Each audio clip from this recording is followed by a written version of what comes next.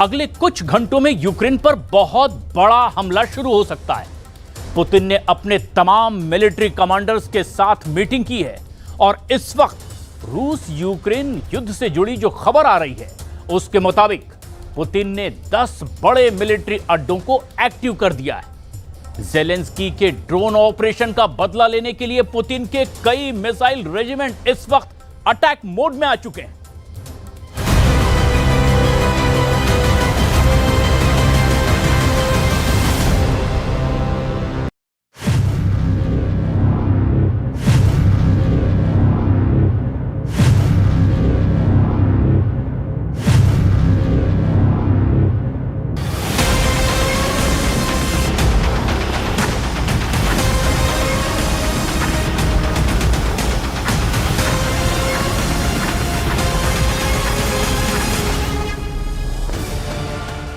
ऐसा ऑपरेशन जिसे देखकर पूरी दुनिया की आंख फटी की फटी रह गई। ऐसा ऑपरेशन जिसने रूस के ऑलराउंड डिफेंस को मारा है करारा तमाचा। ऐसा ऑपरेशन जिसने तोड़ डाली है रूस की सबसे मजबूत दीवार, जिसने फोड़ डाला है पुतिन की सेना का अटूट गुरूर। यूक्रेन ने इस ऑपरेशन को नाम दिया है स्पाइडर वेब, लेकिन अब इसे कहा जा रहा है जेलेंस्की का ऑपरेशन पुतिन खल्लास।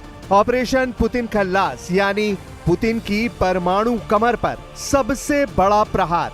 ऑपरेशन पुतिन खल्लास यानी जेलेंस्की का सबसे खतरनाक वार, सबसे खतरनाक मिशन, जिसके आगे रूस का हर डिफेंस पूरी तरह फेल हो गया। एक ही बार में पुतिन के सबसे सीक्रेट 5 एयरबेस पर अटैक हुआ। ऐसा अटैक जिसके वीडियो अब भी पुतिन कैंप को दहला रहे हैं। रूस के अंदरूनी इलाके में जो यूक्रेन से हजारों किलोमीटर दूर है, जहां पुतिन के सबसे खतरनाक बॉम्बर तैनात हैं, उन्हें जेलेंस्की ने निशाना बनाया है।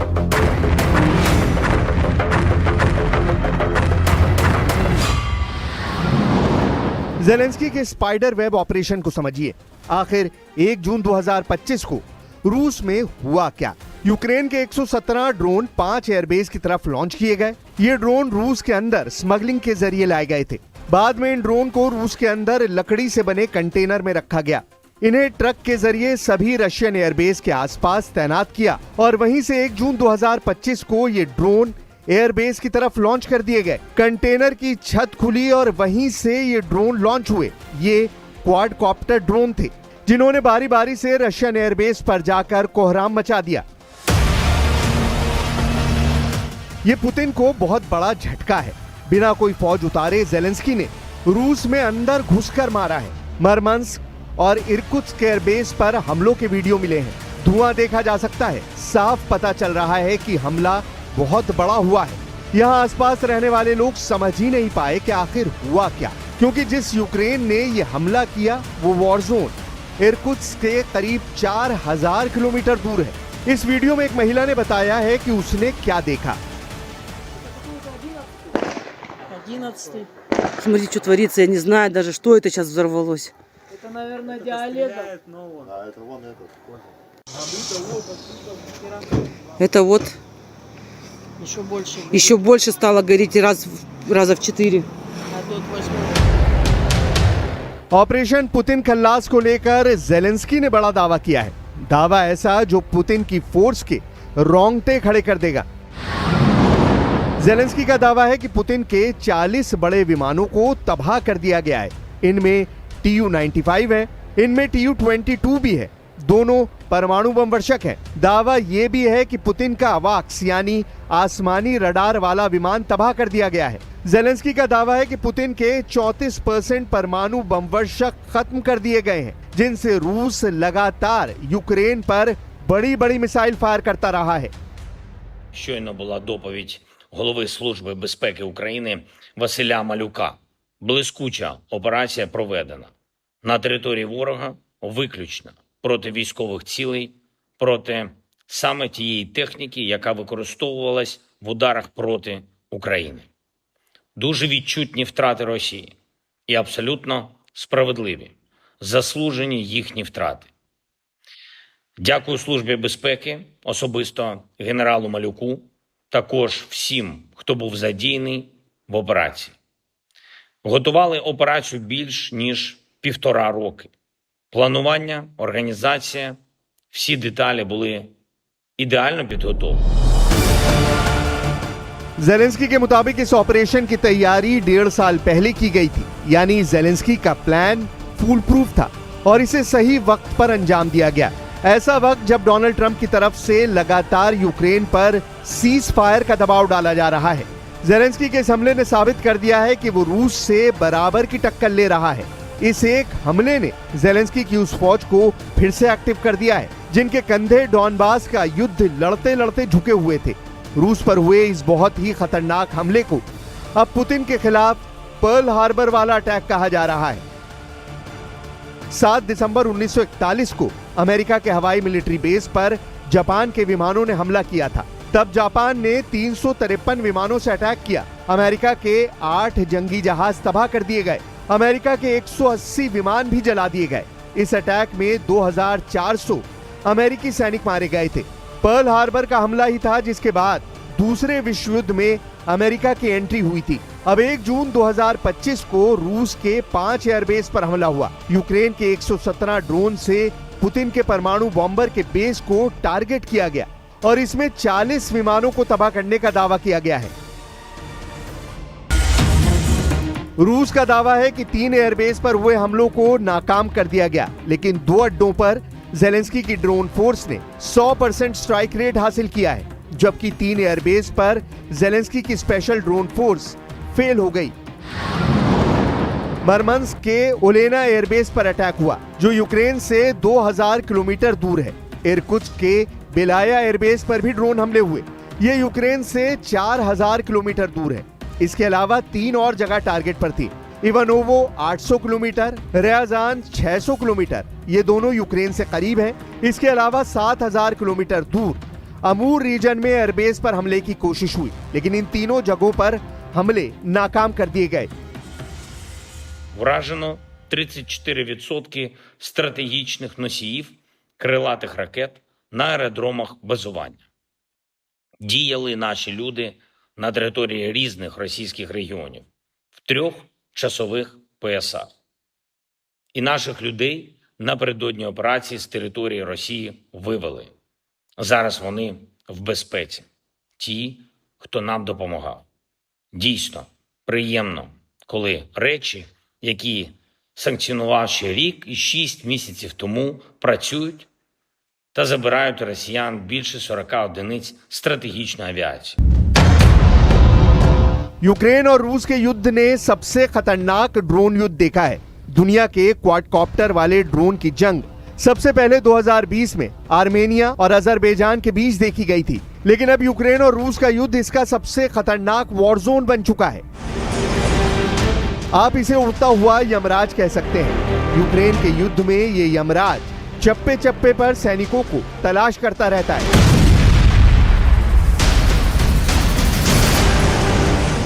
किस गोदाम में कौन छुपा है, ये हर जगह जाकर देखता है। ऐसा ही एक हमला देखिए। उड़ता हुआ यमराज इस गोदाम में दाखिल होता है और वहां उसे नजर आते हैं ये लोग। ये 3 सैनिक, 1, 2 और 3। उड़ते हुए यमराज को देखकर ये तीनों सिर झुकाकर मौत को अपना लेते हैं। ऐसे ही ड्रोन का इस्तेमाल रूस के एयरबेस के खिलाफ किया गया है। बस फर्क ये है कि उसकी रेंज ज्यादा थी और उनको ऑपरेट करने की तकनीक भी ज्यादा आधुनिक थी। इसी वजह से पुतिन की इंटेलिजेंस इन्हें ट्रैक करने में पूरी तरह फेल हो गई। जेलेंस्की के स्पाइडर वेब ऑपरेशन में 117 ड्रोन से 5 एयरबेस टारगेट किए गए। ये ड्रोन रूस के अंदर खुफिया तरीके से लाए गए और फिर इन्हें लकड़ी से बने कंटेनर में रखा गया। इन्हें एक ट्रक के जरिए सभी रशियन एयरबेस के आसपास तैनात किया गया और फिर वहीं से ये ड्रोन एयरबेस की तरफ लॉन्च कर दिए गए। कंटेनर की छत खुली और वहीं से ये ड्रोन लॉन्च हुए। ये क्वाडकॉप्टर ड्रोन थे जिन्होंने बारी बारी से रशियन एयरबेस पर जाकर कोहराम मचा दिया। पुतिन के सबसे खतरनाक बॉम्बर जलने लगे। पुतिन ने इसका वीडियो बार बार देखा है और उनका गुस्सा इस वक्त चरम पर है। इस वीडियो ने बता दिया है कि जेलेंस्की हार मानने नहीं जा रहे। इस वीडियो ने पुतिन की सेना का गुरूर तोड़ दिया है। क्योंकि जेलेंस्की की ड्रोन फोर्स ने पुतिन के परमाणु एयरबेस पर हमला किया है। ऐसा बेस जो यूक्रेन से 4000 किलोमीटर दूर है। Можна сказати впевнено, що це абсолютно унікальна операція. Найцікавіше, і вже зараз це можна говорити публічно, офіс нашої операції на території Росії знаходився безпосередньо поруч з управлінням ФСБ Росії в одній з їхніх областей. Загалом в операції було використано 117 дронів і відповідна кількість операторів дронів працювали. पुतिन तक भी ये वीडियो पहुंचा है। टारगेट बनाए गए इरकुत्स्क और मरमंस्क में रूस के एयरबेस पर तबाह हुए विमानों में टुपोलेव 95 और टुपोलेव 22 परमाणु बम वर्षक शामिल है। ये दोनों लॉन्ग रेंज तक परमाणु बम की बारिश कर सकते हैं और यूक्रेन पर इन विमानों से कई बार हमले किए गए हैं।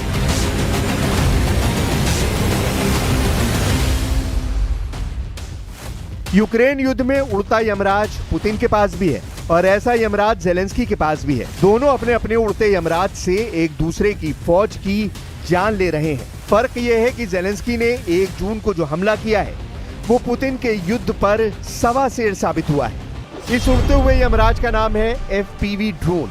FPV यानी फर्स्ट पर्सन व्यू, जिसे एक ऑपरेटर चलाता है। इस वक्त यूक्रेन में इसे उड़ता हुआ यमराज कहा जा रहा है।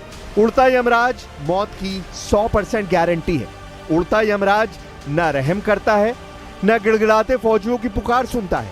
उड़ता यमराज अपने टारगेट पर फटना जानता है, इसीलिए यूक्रेन में इसे उड़ता यमराज कहा जा रहा है।